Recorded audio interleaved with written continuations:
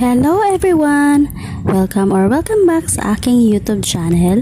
For today's video, ituturo ko po sa inyo kung paano gumawa ng Maya account step by step. Kung ikaw ay interesado sa video ito, panoorin mo ito hanggang sa dulo. At guys, please subscribe sa aking YouTube channel and hit the bell button for more updates.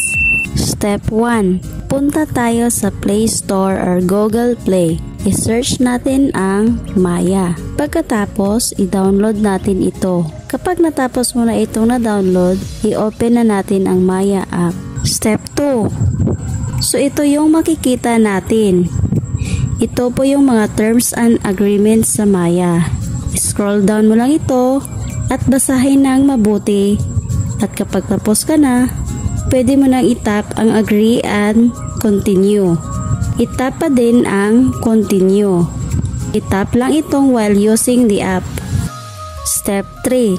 Dito guys, since wala pa tayong account at gagawa pa lang tayo, itap itong start an account. Mag-fill up tayo dito.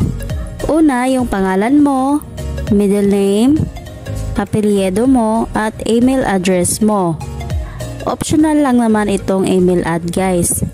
Pwedeng hindi mo na yan lagyan. Pwede din naman lagyan. Sa akin, lalagyan ko. At kapag natapos mo na, pwede nang itap ang continue.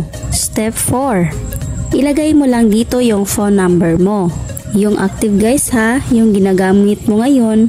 At dito sa pangalawa, ilagay mo dito yung password mo. Huwag mong kalimutan guys. At pwede mo itong i-screenshot para may reference ka. Pagkatapos, itap na ang continue. Itap lang itong not now or save. Step 5. Dito sa data privacy, itap lang ang continue. Scroll down mo lang. So naka-check na lahat. Pwede na natin itap ang save. Step 6. Nag-send ang Maya ng OTP sa ating number na nilagay kanina. Tingnan lang ito sa message. Dito, na-receive ko na ang code. At ilagay lang natin dito. Pagkatapos, itap na ang verify. At hintayin lang ito saglit guys. So ayan guys, we're in na sa Maya. Pwede mo itong i-upgrade kaagad ngayon. Pwede ding mag-go to home ka muna para makita mo ang iyong dashboard. Para magamit mo ito ng maayos, kailangan mo itong i-upgrade. So sa next video ko na lang ipapakita kung paano i-upgrade ang Maya guys. Sana panoorin nyo po ito. Ganun lang kadali gumawa ng Maya account guys. Dito na lang po tayo. Sana natulungan ko kayo. God bless you everyone.